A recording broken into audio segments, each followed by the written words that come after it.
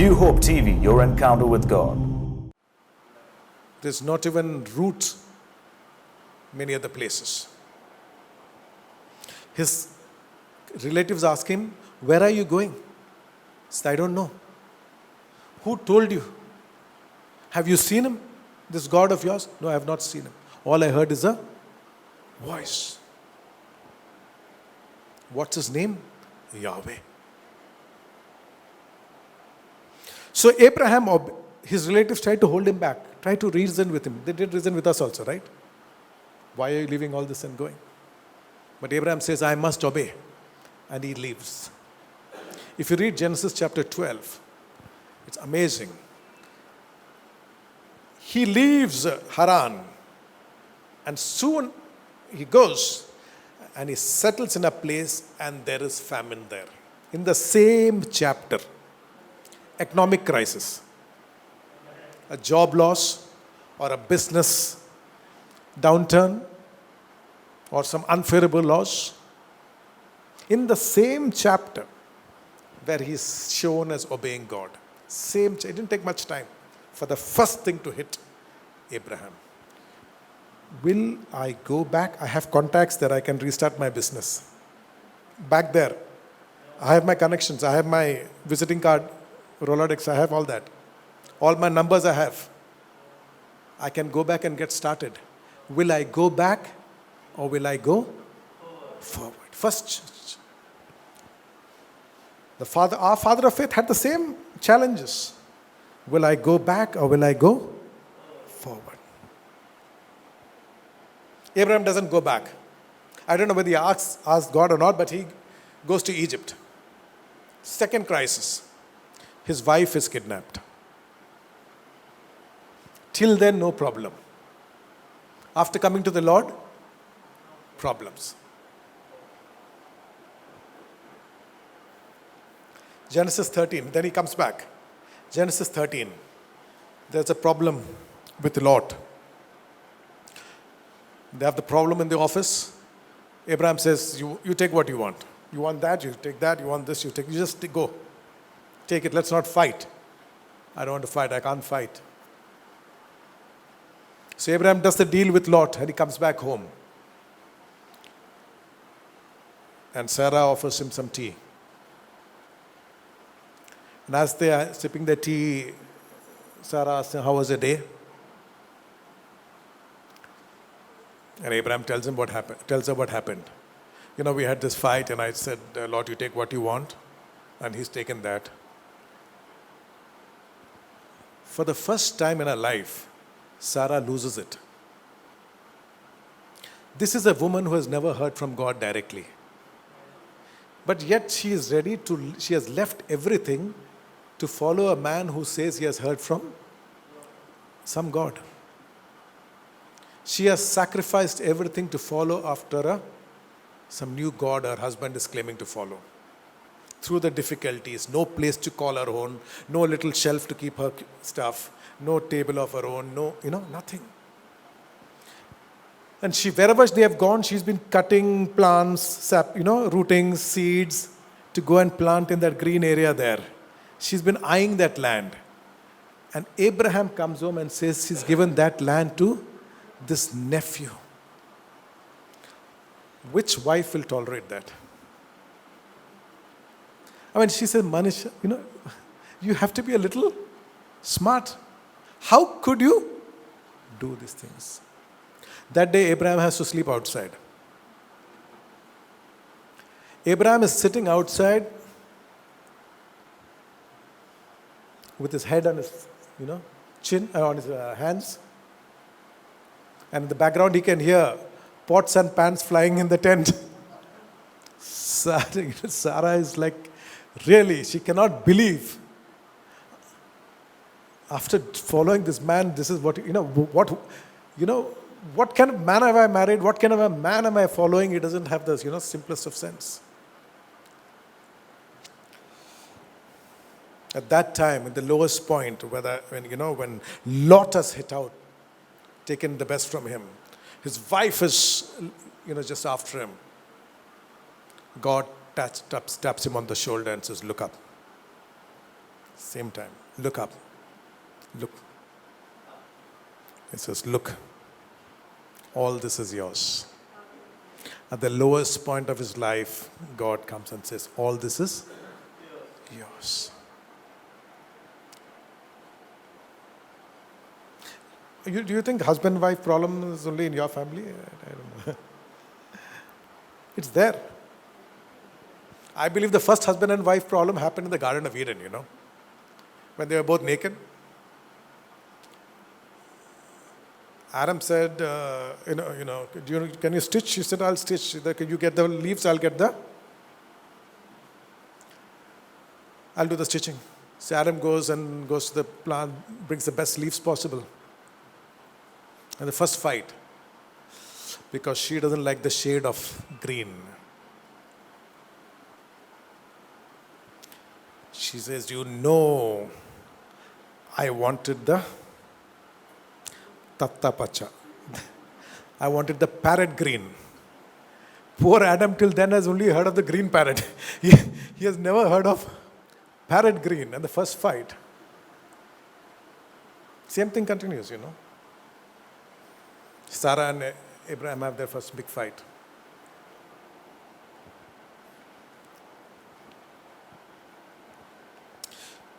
Genesis chapter 14. Abraham has his first real problem. He's going to win souls. The enemy has captured Lot and his family. Now Abraham has to go and wage a war to win souls. And he has to fight the enemy.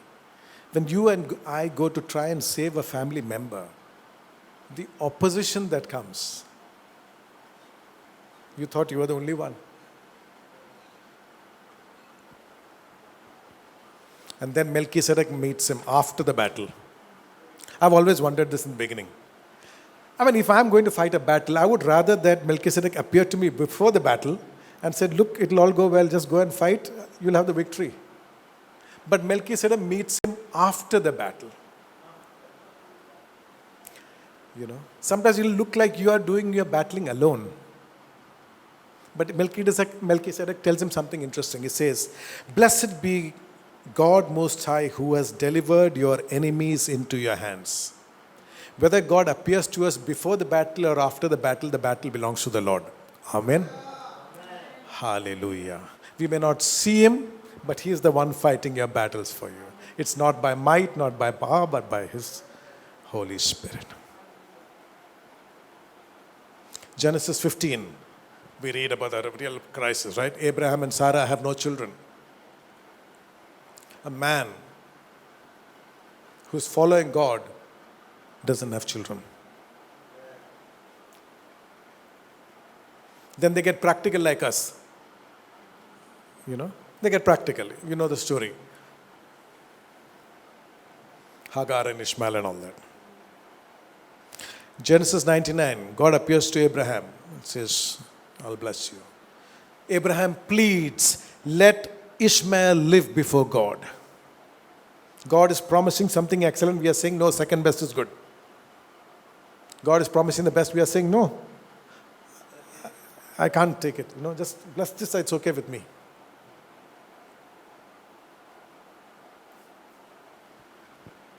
Flesh and blood cannot inherit the kingdom of God. My friend, unless you are born again, you will never inherit the kingdom of God.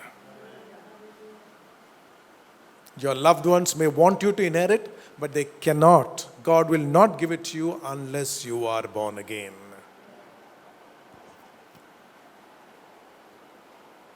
There are a lot of talks on the website or on YouTube which you can see on what it means to be born again. Genesis 22. Isaac is born, we know, and then God says, sacrifice his son. Will you go forward to Moriah or will you turn back to Haran? This is tough. Will we go forward to Moriah or will we turn back to Haran?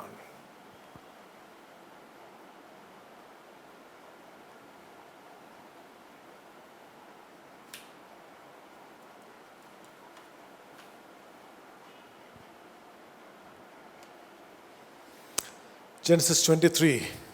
Sarah dies. You know something? We say the Holy Spirit is a gentleman. And a gentleman will never ask the age of a woman.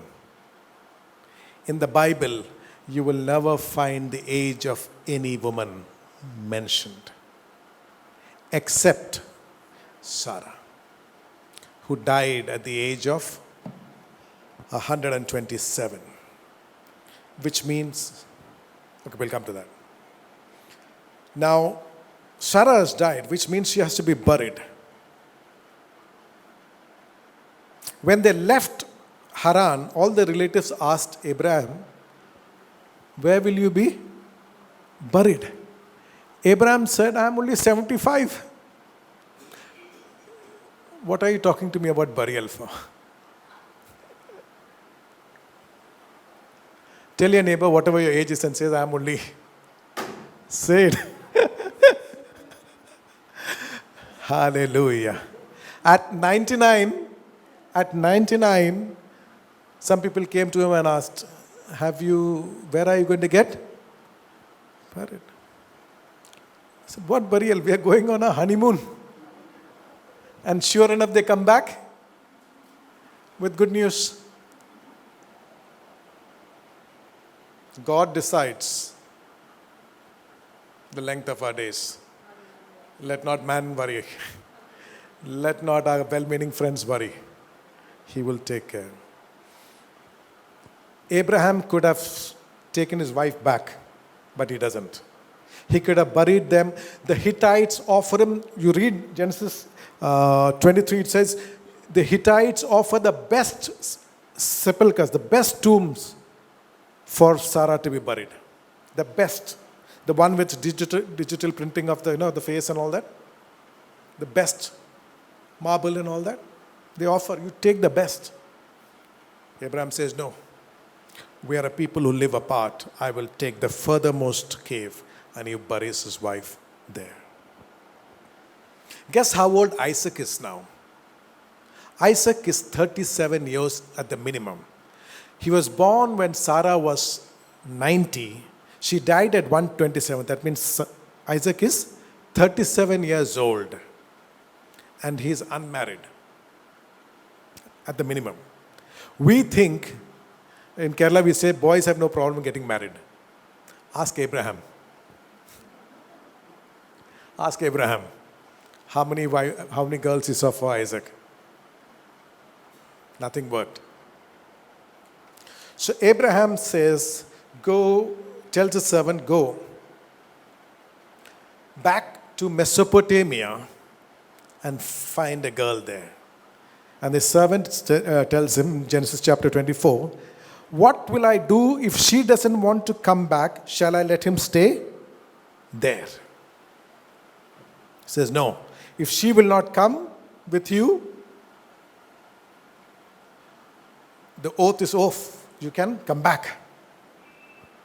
Only you must never take my son there. Even if he has to stay single all his life, you will never take my son back to where we came from.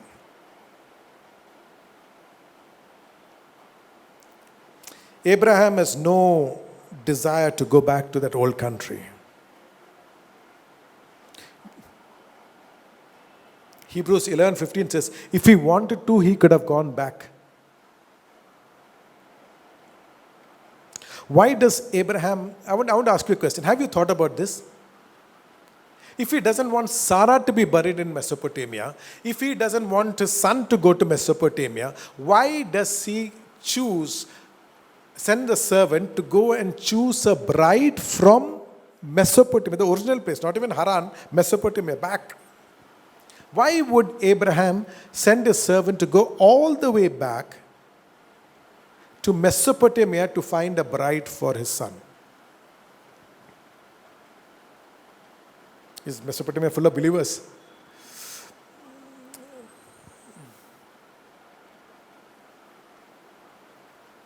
Is Mesopotamia known to be full of believers? Is there any believer there? Why did Abraham send his servant specifically to go all the way back to Mesopotamia?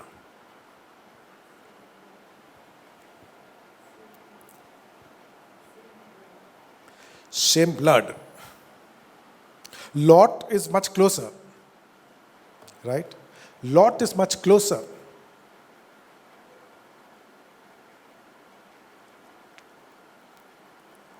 I mean, you don't have to go all the way back. That's a good answer, but blood is blood. I mean, the point I'm making, that's also blood.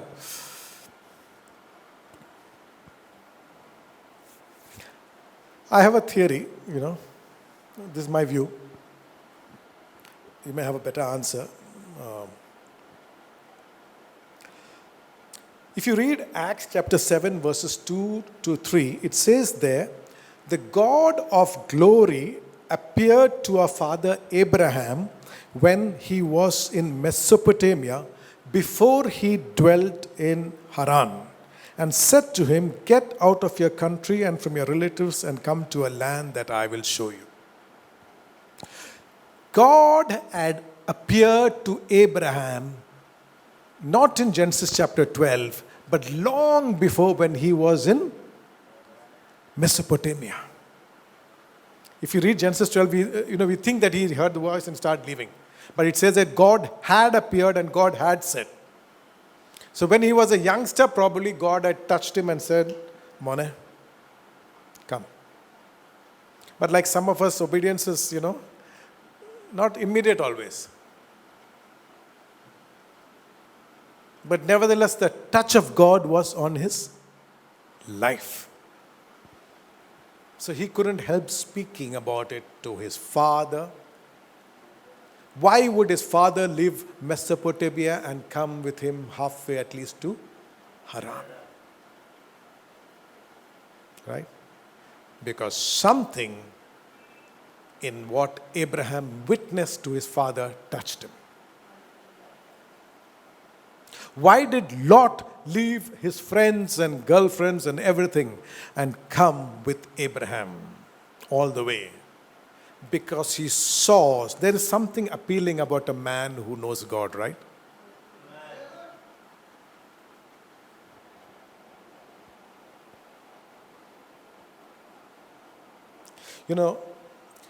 Abraham had two brothers, Haran and Nahor. Haran died very young, before his father Haran died. And Haran left three children. One was Lot, one was Milcah, daughter, and another daughter called Iscah. One son and two daughters. Lot, Milcah, and a lady called Iscah. When he became a believer, Haran had already died, I suppose. Or even if he hadn't died, he would have heard the word from Abraham. And then there is his nephew and his two nieces. And Abraham would have shared about the God of the Almighty God to these three people. And in this tiny little church in Mesopotamia, his father heard the word. Lot heard the word, which is why he followed him.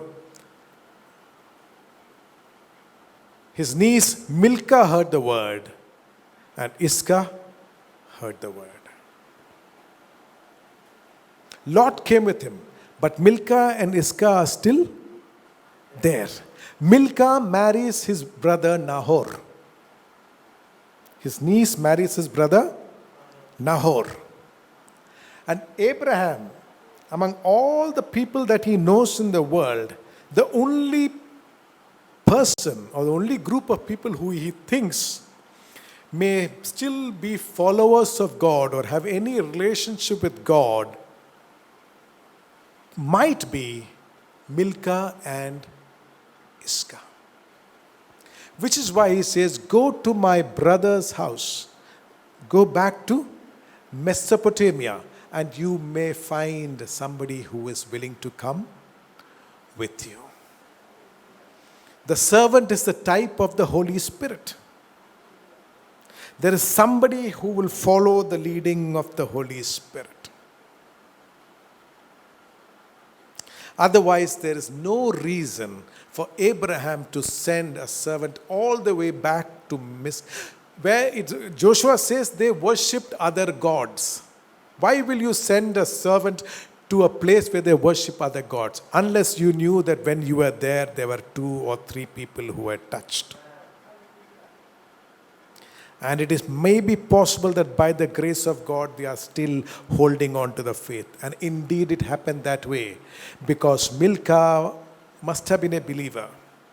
She must have passed on some of that faith to Rebekah. Because it says Rebekah was exceedingly beautiful. But she was a virgin. There was a lady who knew the Lord and kept herself pure,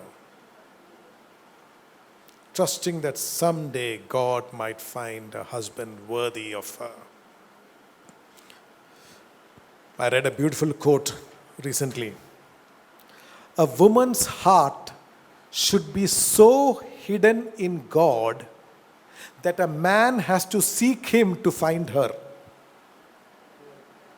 I'll repeat that. A woman's heart should be so hidden in God that a man must seek him to find her. Rebekah was hidden in the Lord. Only the Holy Spirit could go and find her.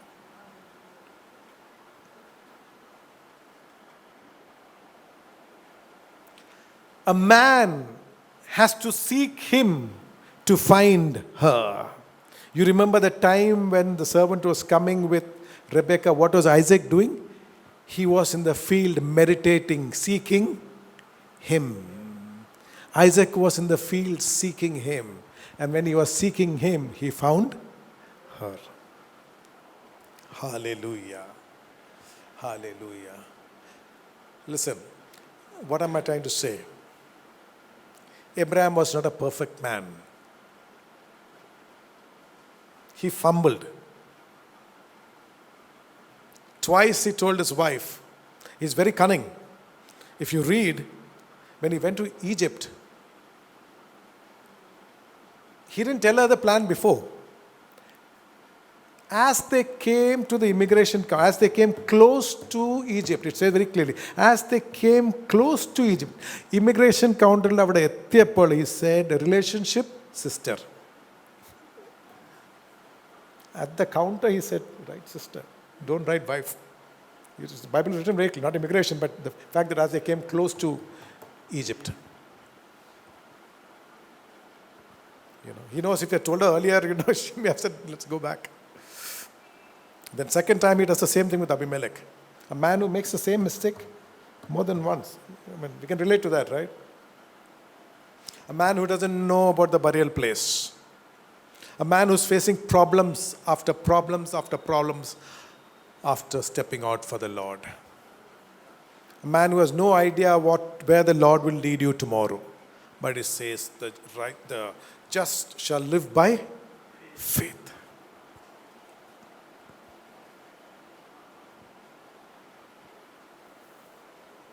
The father of our faith held on. Enough times in his life when he could have gone back. Not a perfect man. By no standards a perfect man. If it was left to you and me, we would have never made him the father of faith. After all I've told you, would you have made him the father of faith? I don't think so. We would never have made him the father of faith. But God in his mercy chose an imperfect man and made him the father perfected him. Took an imperfect man and perfected him and made him the father of faith. Took an imperfect woman and made him the spiritual mother of all women, whose daughters you are. 1 Peter, whose daughters you are, of possessing a gentle and quiet spirit, obeying Abraham and calling him Lord. The Bible will not say all that things if it came naturally to her. She had to learn obedience. She had to learn how to call him Lord. She had to learn how to possess a gentle and quiet spirit. These things we are not born with some of these things, right? Some people are by nature quiet, but I'm just saying, inside, this is like the boy who's, the father said, sit down quietly. He said, I will not. Finally, they forced him. And said, but inside I'm still jumping. It's like that.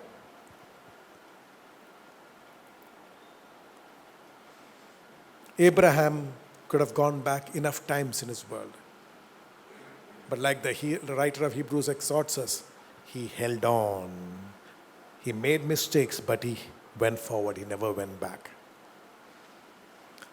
When it came to the burial, he says, nothing doing, no burial at the son, no going back. If somebody will come with you, so be it. Otherwise, you will stay single. Hallelujah. Listen, God has given us feet that point forward and 2 eyes in the front for us to move forward, not to look back.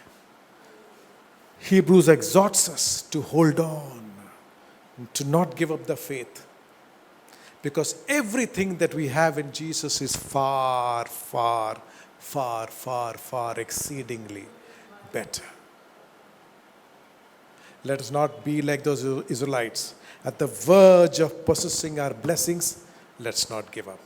Let's fight and stay the course for one more day. In Jesus' name we pray.